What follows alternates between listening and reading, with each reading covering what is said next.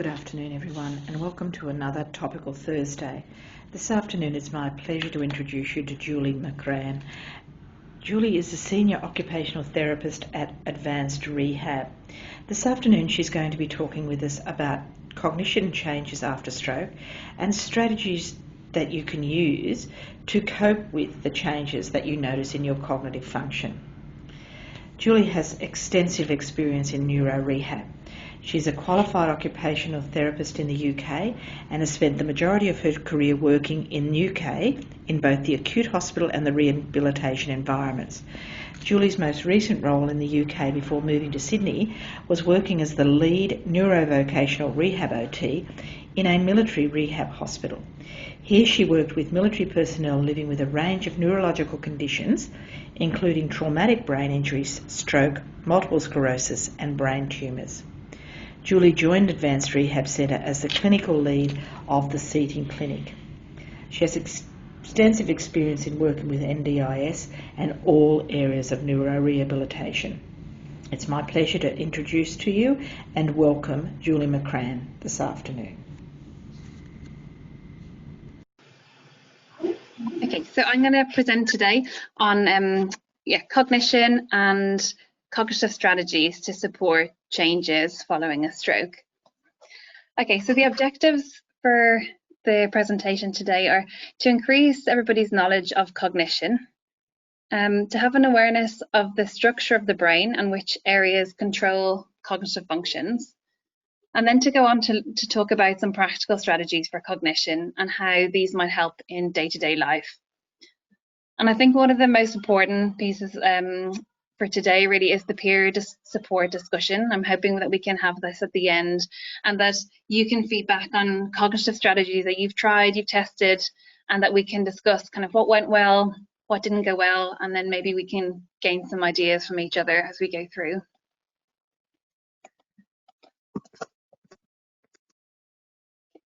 Okay, so we're going to start off with what is cognition. So it's referring to the brain's ability to process, store, retrieve, and manipulate information.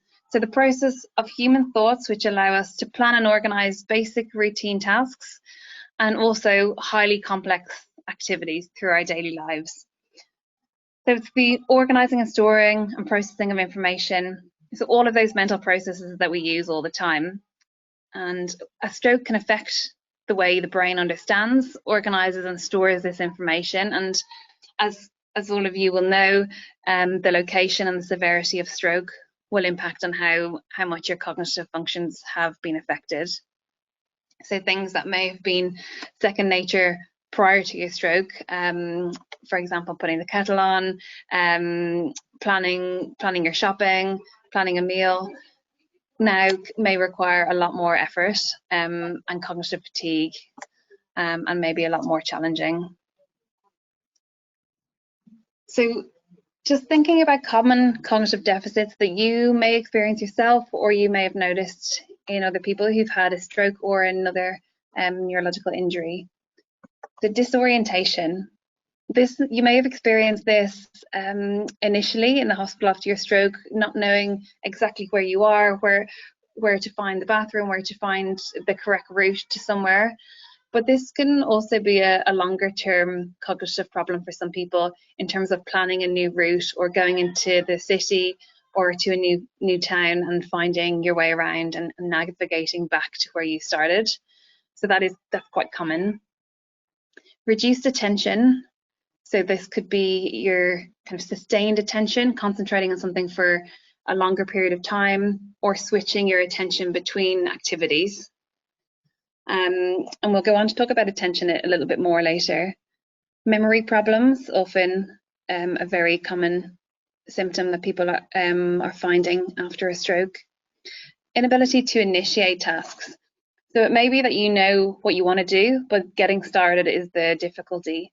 And that's where maybe you're requiring verbal prompts from other people or some other strategy to help get you going and get started on an activity.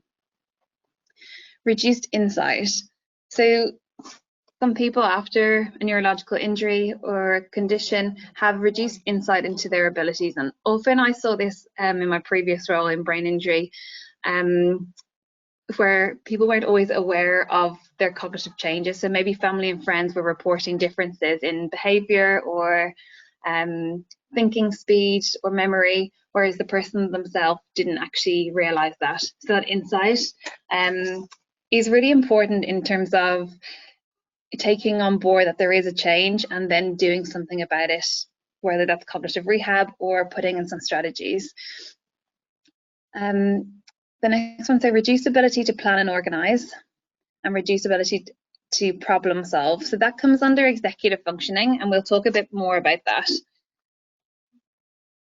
Okay, so the hierarchy of cognition. Some of you may have seen this before, and you may be familiar with the hierarchy, Maslow's hierarchy of needs, whereby your basic needs are at the bottom of the hierarchy, including air, food, water, sleep, and the next level up was safety and security, and then the top of the hierarchy, the top of the triangle, was self-actualization, or our personal goals.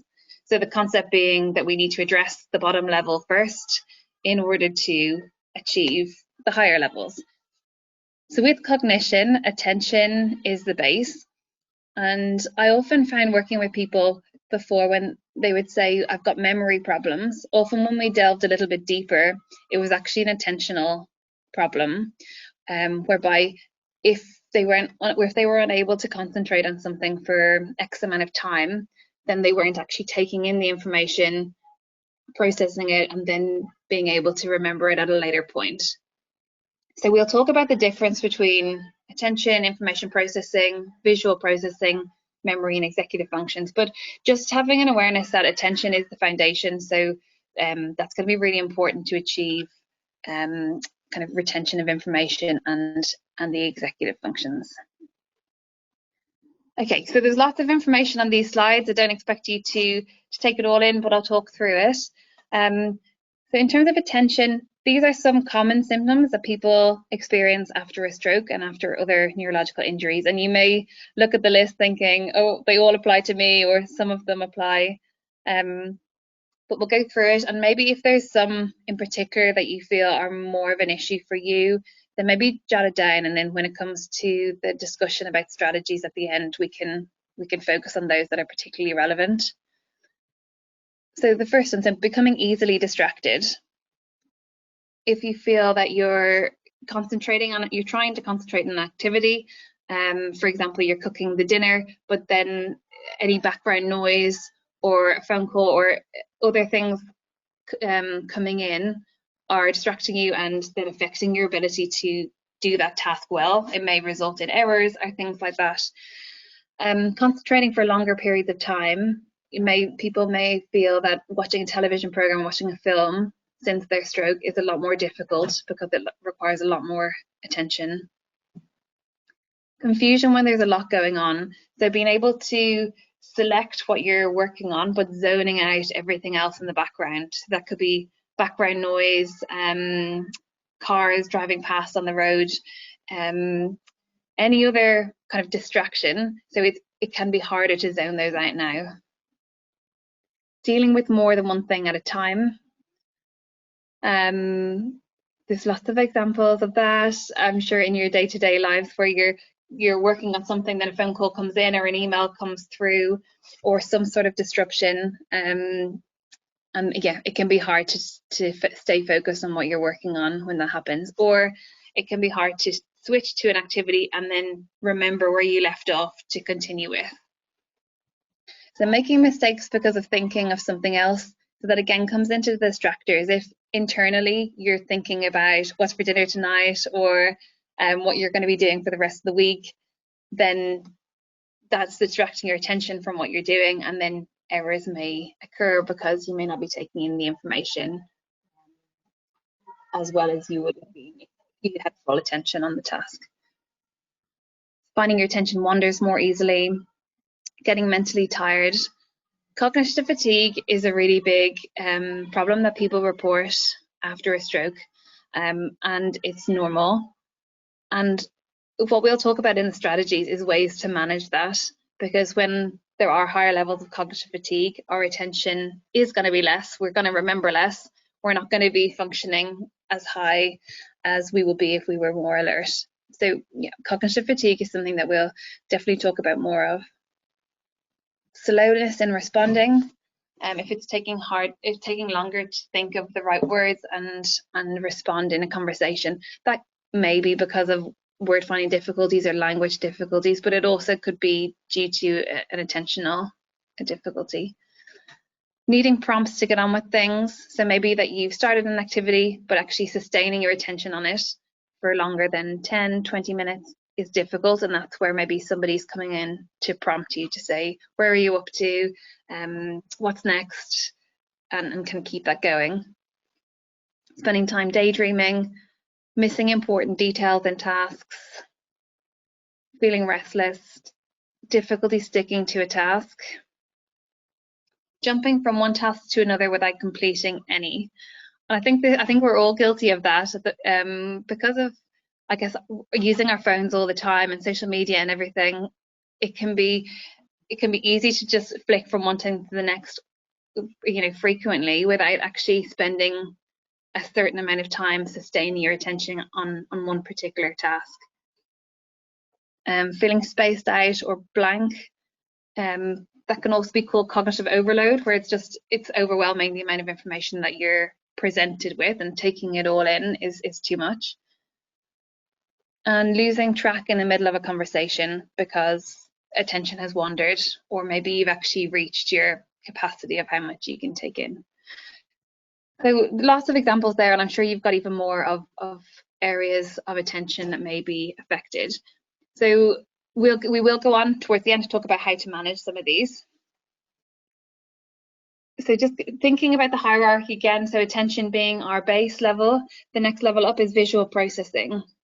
So this may or may not be an issue. Often, if you've had a stroke in the occipital lobe at the back of the brain, then vision can be affected. But we'll go through some areas where you may notice visual difficulties. So if somebody has blurred vision or double vision following a stroke, that's going to make visual processing more difficult. So when I talk about visual processing, it's looking at I guess the world around us and being able to interpret that information. So like in a shopping centre, on a shopping aisle, when you've got all these items in front of you, being able to look at it, I guess read the writing on it, look at the colours, being able to distinguish the difference between them. That's kind of an example of when you need to process visual information. Some people find reading a newspaper more difficult because it could be the size of the print, but also the lines, you may feel the lines are skipping, or it's difficult to have your start and end point and know where you started to keep track as you're scanning.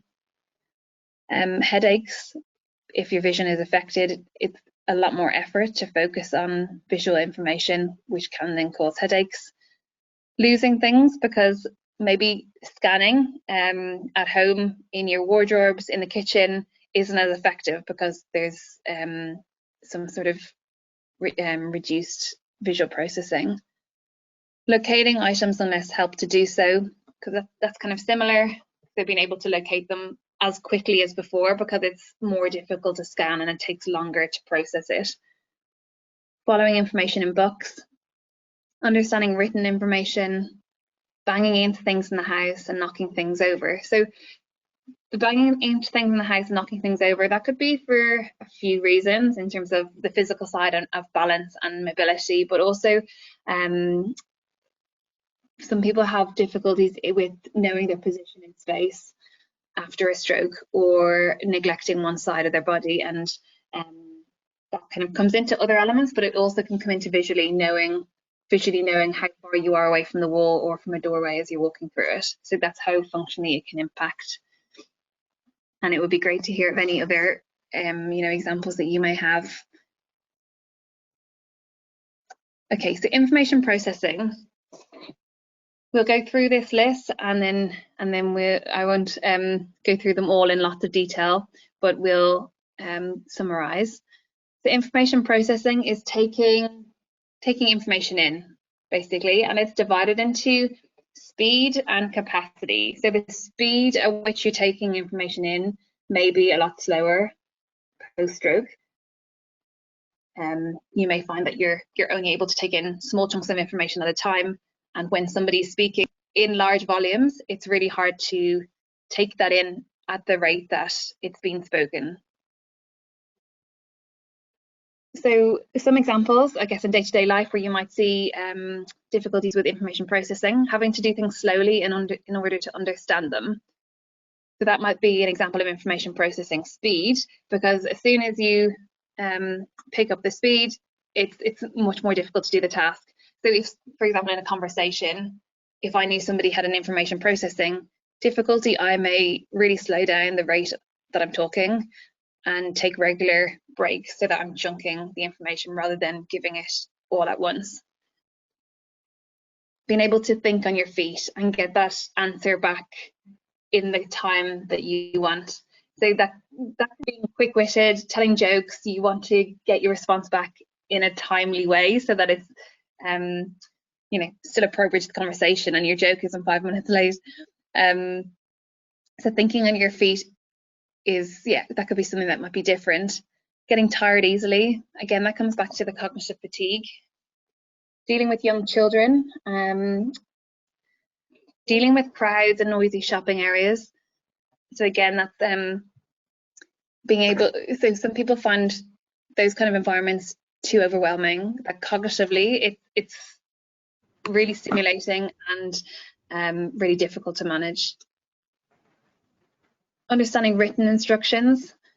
Sometimes in, for example, a recipe book, it will give really long sentences and it's hard to actually understand what the instruction is because there's a lot of words used to describe it.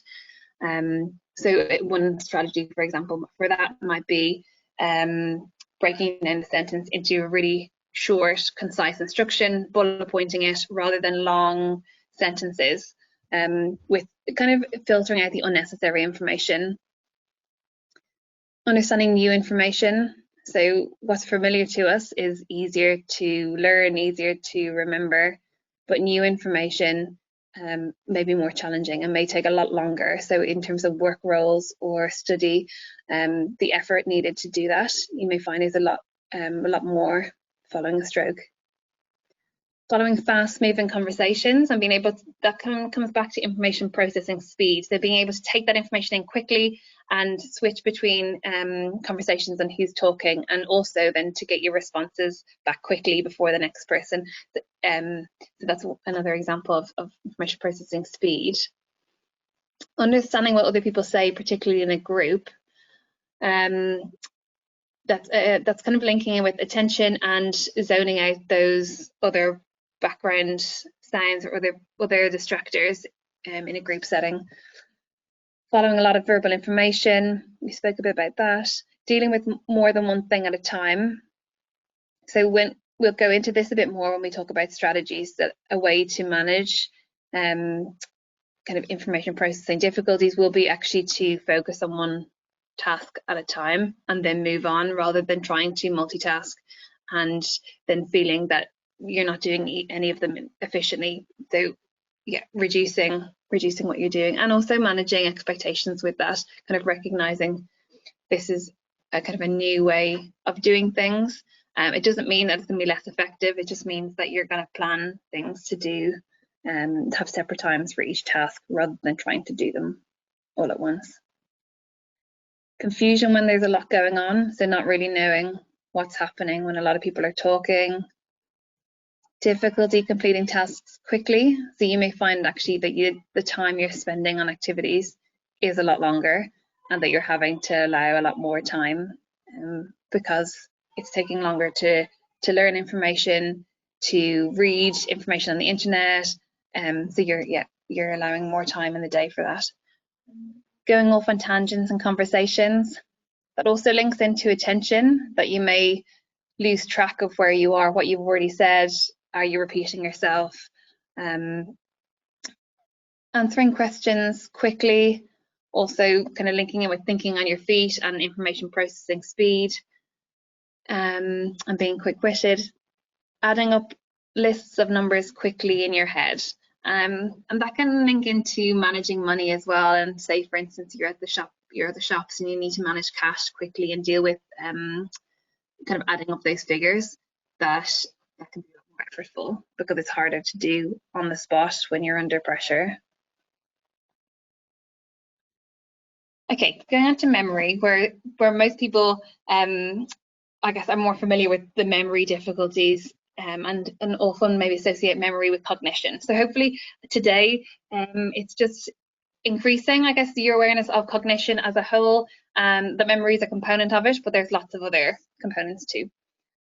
The common memory difficulties post-stroke may be remembering people's names, remembering where you've put things in the house, remembering where things are usually kept, remembering what you've said when you're talking to someone.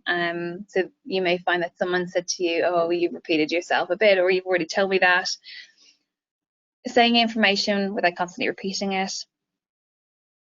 Remembering when it was that something happened. So if you're describing an event or telling a story, it may be difficult to pinpoint the location of when it happened, or the date or the time, and you're kind of gauging that. Remembering to do things that you said you'd do. And we'll link in with how, what strategies you're doing at the moment to kind of keep on track of tasks to do. When reading a newspaper or book, remembering what you've read. And sometimes it can put people off accessing those leisure hobbies that you would have enjoyed before, because it's too hard to concentrate, or actually you feel you're having to reread the page or the chapter that you've just read because it's kind of gone out of your memory since the last time you picked it up. Remembering to tell someone something important. Remembering familiar journeys or routes. Remembering that you've already done something, and having difficulty learning a new skill and laying down those new memories. Okay, so I'm not sure if many of you have heard of executive functions. I'm sure you have, of kind of what it includes. But basically, executive functions it's an umbrella term used to describe many abilities, including skills like planning and organizing, flexible thinking, self-monitoring, so being able to, I guess, adjust what you do yourself without prompts from others, multitasking, problem solving, social behavior, and I guess displaying a behavior that's fitting and not inappropriate to that situation. Controlling emotions is also in there. So I think of executive function, one analogy is like a conductor of an orchestra. So you need everybody doing their own bit in the band. Like that would be your cognitive functions, your attention, your memory, your information processing, in order for the executive functions to be working well, because they're your higher level thinking skills. So you need all those cognitive functions to be working, and then your executive functions, your conductor is kind of coordinating all of those. Another analogy people use is like the CEO of a company. He or she needs all of these departments working efficiently, which is referring to your cognitive processes, in order to then have those higher level thinking skills working. So those problem solving, decision making skills that you'll need day-to-day functioning in terms of going shopping, going to work, managing money. Yeah, there's some examples. So executive functioning, we'll talk about where in the brain executive functions are usually controlled by, but some common examples of executive functioning difficulties post-stroke would be being able to identify your own strengths and weaknesses and having that self-awareness of that. Seeing things from another person's point of view, setting realistic goals or plans. So it can be really hard to set those goals yourself, and that's where I guess therapists come in, or carers or your supports come in to help putting those plans in place for you to go and do. Understanding anything subtle or abstract. So some people feel that following their stroke, they take things a lot more literally. and they need really clear instructions, because anything vague, it's harder to understand. So for example, if I said, oh, I'm going to get back to you with some information following this presentation, and I'll do it as soon as I can, somebody literally might then be emailing saying, why haven't I received it, like 10 minutes after, for example, because they may have taken it quite literally that I'm doing it straight away, whereas I might mean in the next few days or something like that. So I guess that those subtle communication situations, that they're harder to read with executive functioning difficulties. Managing personal time effectively. So overall time management, really, how long you're spending on something. If you're running late during a task, are you aware that you're spending longer on it? Are you using an alarm? Have you an awareness to check, for example, when something's cooking, that how much time is left? Initiating activities independently. So that's getting started on things. If you're left to your own devices, will you start going through the to-do list and your jobs for the week, or are you needing some maybe external prompts from somebody else or an email from somebody to start doing those activities? So when we go through the strategies, we'll look at ways to manage some of these. So do feel free, if there's specific things that you feel are relevant to you, just note them down and then we'll go through them in a bit more detail. So generating ideas and solutions to problems. That may be, so for example, with money and budgeting, and that's one example of problem solving. A day-to-day problem solving could be with you might see it with cooking, with dressing, being able to work out what clothes are appropriate for the day, or yeah, how to plan a meal and weighing up what ingredients to use, those kind of things. Exercising good judgment. So judgment and decision making, being kind of trusting that you're making a good decision. That can be difficult, and some people's judgment is off after a stroke and they need others to step in and help with that, because if they were making those decisions purely on their own, it could be quite unsafe. Monitoring personal behaviour and adjusting accordingly. So that's thinking about, is the behaviour appropriate to the time and place, and are you able to adjust that by self-monitoring? Reading subtle communication. So if you are reading body language really and able to judge a situation based on how somebody's presenting without them necessarily telling you, that kind of links into executive functioning, those higher level thinking skills and being able to kind of read a situation. Correcting personal mistakes. That's also linking into self-monitoring. So as you're going along, are you asking yourself, am I on the right track? Have I done this? Have I done that? Do I need to double check? Or are maybe you more reliant now on other people double checking your work, or saying, well, you've made a few mistakes, and going back and checking them following the prompts. Ability to cope if something happens that's outside the normal routine. So that's flexibility and finding it hard to adjust to changes, so unplanned changes. Learning from mistakes, anticipating and solving unexpected problems, adjusting to unexpected changes. That kind of links in with the flexibility and being adaptable. For example, if there was a transport change and suddenly the bus route isn't operating due to an accident and it reroutes, are you able to then plan another journey and to use a different mode of transport, for example? And how well do you deal with that situation? Do you find it's actually quite stressful when that plan changes in order to problem solve and work out a plan B? Planning the day and planning and organising things. That can be really challenging, to think about all the things that you need to do, setting the timeframes for it, looking at your week as a whole and then allocating time for tasks. That whole kind of planning and organising people find really challenging, and I think that's where some of the strategies come in to help managing that. And being able to finish things. So linking in, I guess, with attention as well, being able to see a task through and not kind of stop or get distracted because something else has come up. Okay, so what factors can affect cognition? So the stroke itself, obviously, and the area of the brain that was damaged. But there's a lot of other factors that can affect cognition, and some of them we can control, some of them we can't.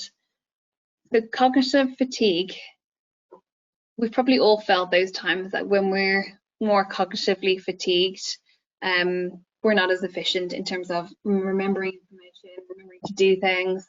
They're the times when we're going to forget stuff.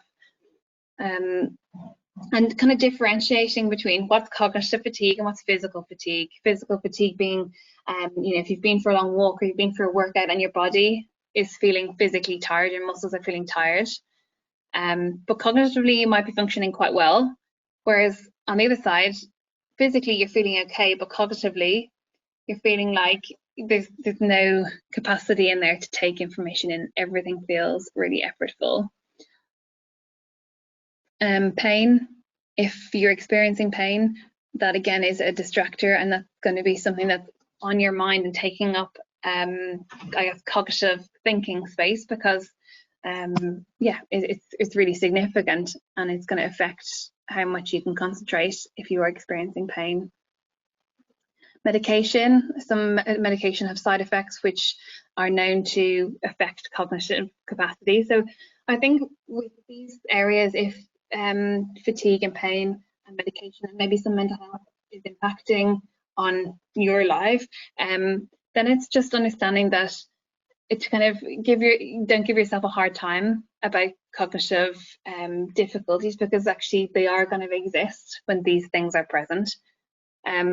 And then we can try and look at controlling some of these areas then to free up some cognitive space and to give you more more thinking space and to improve that cognition. So often when I speak to people about cognition, I think of like a pie chart. And then if you think about the sections of the pie chart, that some of it might be kind of stress from work, some of it might be things that are going on personally in your family that might be taking up what you're thinking about at the moment. There might be financial worries, there might be other health issues going on. All of those areas are taking out chunks of cognitive space. So when all of those things are going on, we're left with a portion that's good cognitive functioning. So the more we can try and control those other factors, the more cognitive space we're freeing up.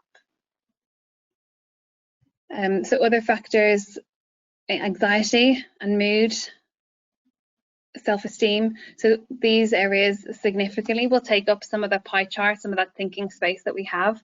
So it's important that we have strategies to manage them as well. And motivation. I think that the interest in the task you're doing is a huge factor in terms of your performance. If you're not interested in it, in what you're doing, or it's more of a boring task, and we all have those boring admin tasks, it's going to be harder to concentrate on and to get it done.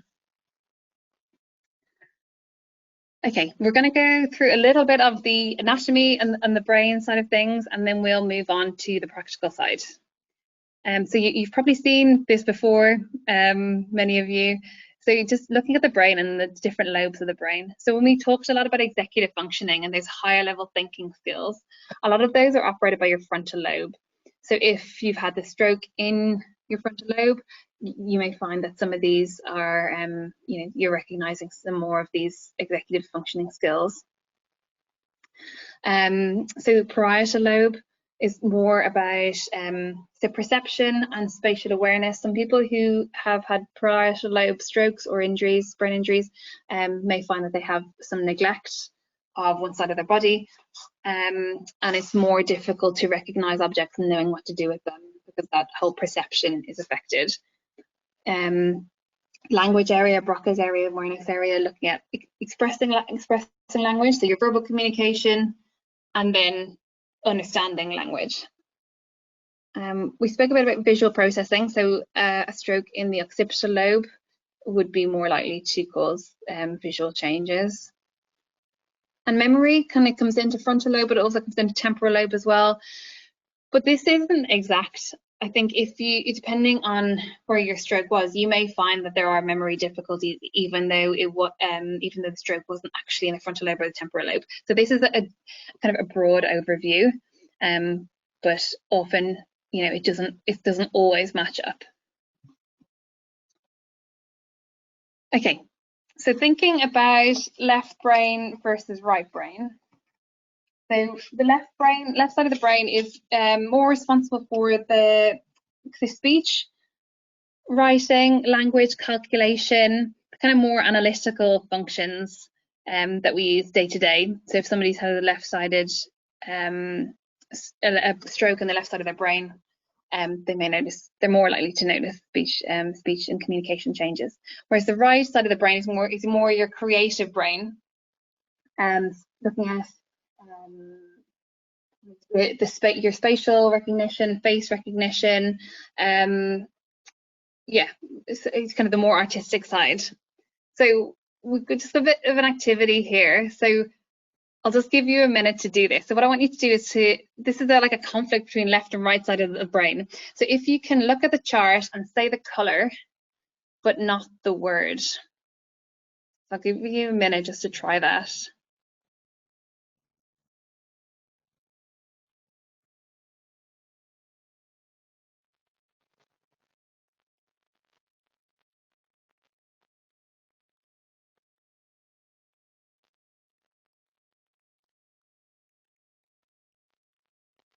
So you probably find it's quite difficult because your right side of the brain wants to read, wants to say the color, but your left side of the brain insists on reading the word. So it's it's a challenging one.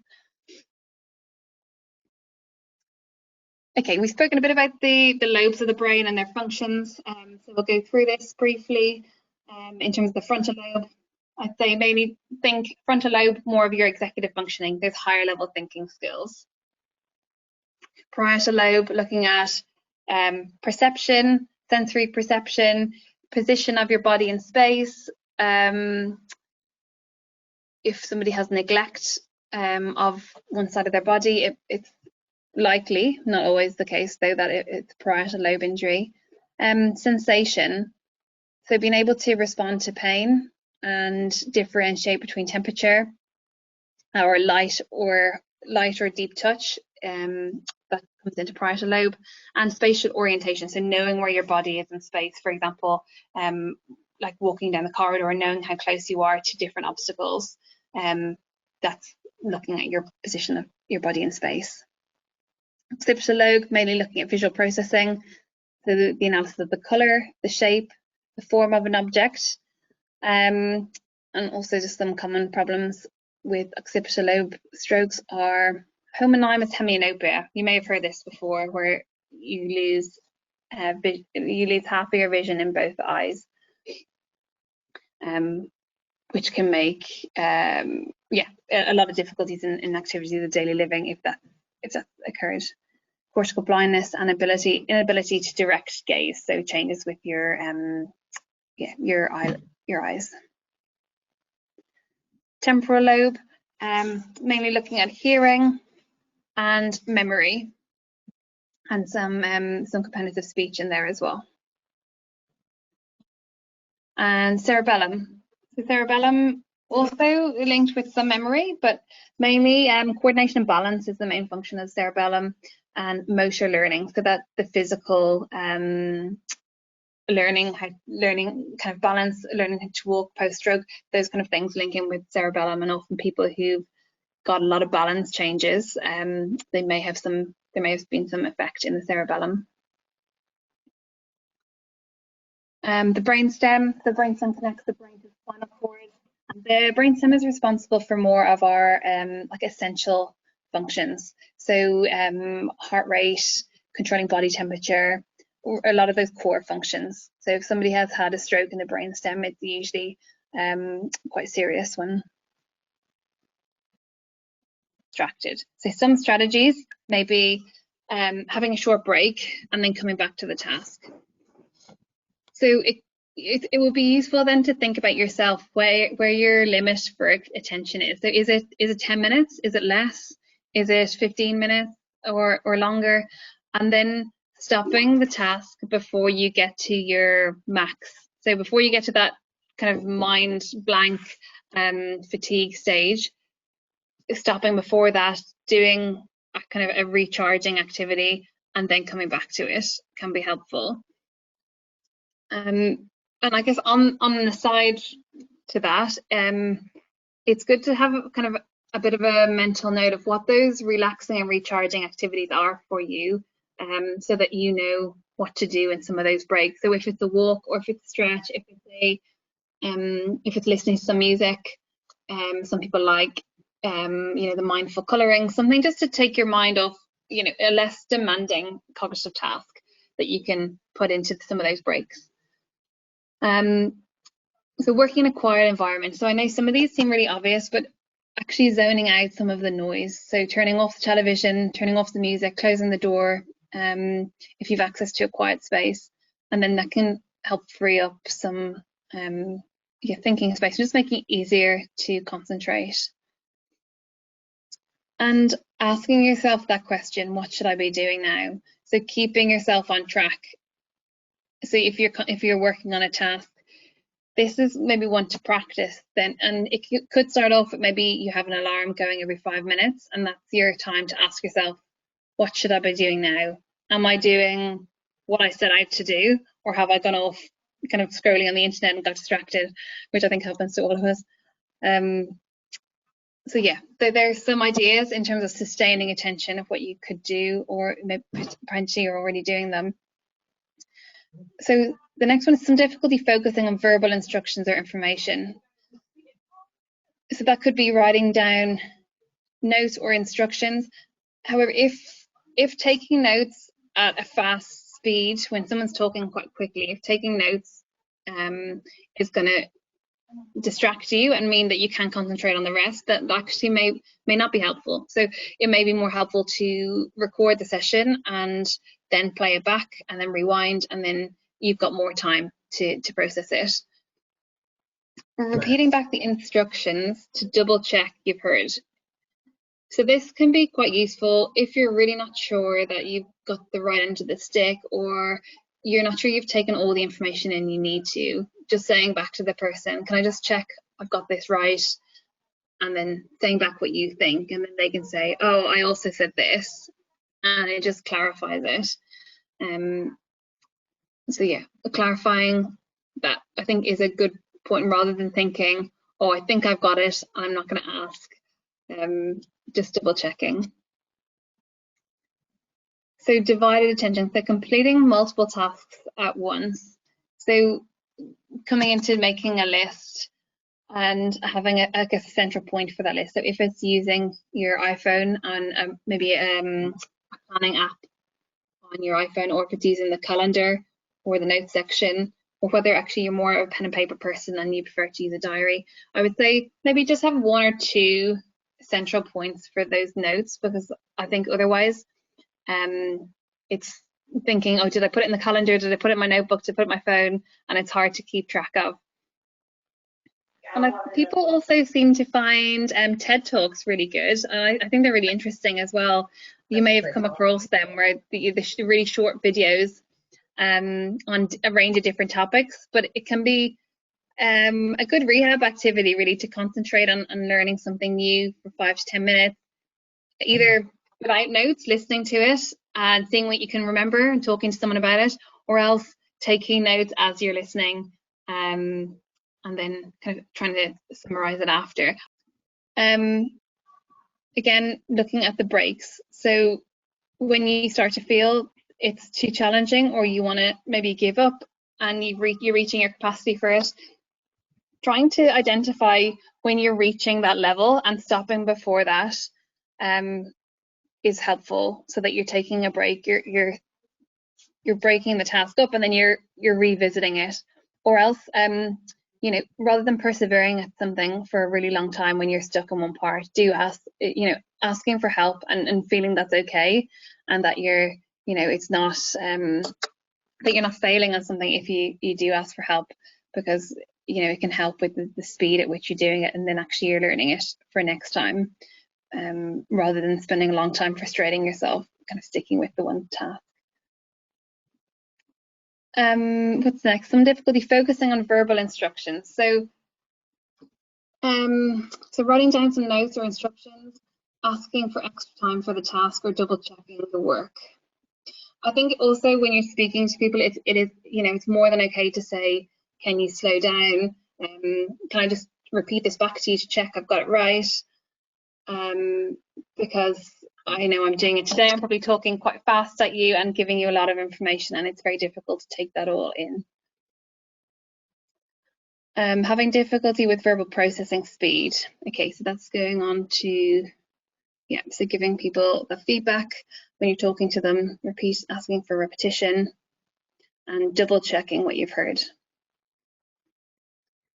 Having difficulty taking in too much information or starting to feel overloaded or overwhelmed. Writing that to-do list or using your phone to make a note of all the things that are going on in your mind and what you've got on for the week can then help you prioritize what's the most important, when am I going to do it, and then putting a plan in place, because sometimes getting it down on paper can, you know, make that clearer for you to work out. Explain to your boss or colleagues how many breaks you need in a day, and that can link in with friends and family as well. If you're going on kind of a trip out for the day, that maybe you need to take yourself away for certain parts of that day, and it's not you being rude, it's just you need some downtime where there's less stimulation going on, and then kind of whether it's having your music ready or having those relaxing, recharging activities to hand, and letting people know that you need those breaks.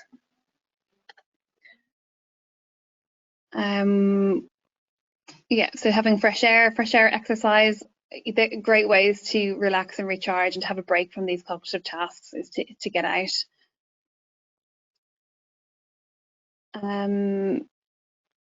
Yeah, so difficulty with information processing speed. So slowing down when reading, using your finger to point under each word when reading. Okay, so some other people find that actually reading itself is too much, especially those of you who mentioned the visual difficulties. So if you like reading, audiobooks can be a really useful strategy, or else some of on the iPhones they have the audio, the speak to text, the text to speak, so you can highlight the text and then it will read it out to you, and you can change the speed at which it reads out to you. So taking away all that the reading that you need to do and actually putting your earphones in and then listening to it at a speed that is that you're happy with may be another option.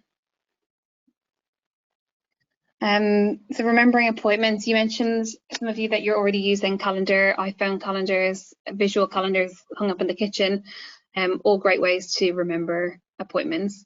And I think having, whether it's your phone and then you transfer it to a calendar at home, whatever system works for you, but just to keep it consistent so that you've got your routine and you know what works. Yeah, and like I'm conscious that I've probably spoken a lot and people are maybe sick of hearing my voice. So in terms of the strategy list, this is something, Rachel, I can email you, and if you wanted to disseminate to people or put on your email distribution, I'm more than happy to share that with you, because I think it's hard to take it all in this afternoon for people. Thank you again very much, Julie, for joining us today. It was an excellent presentation. So if everybody would just give Julie a quick clap. It's been a real joy to have you on, love, and your presentation was absolutely precise and covered everything that we needed to have it cover. So thank you very, very much for your time. Really, really appreciate it.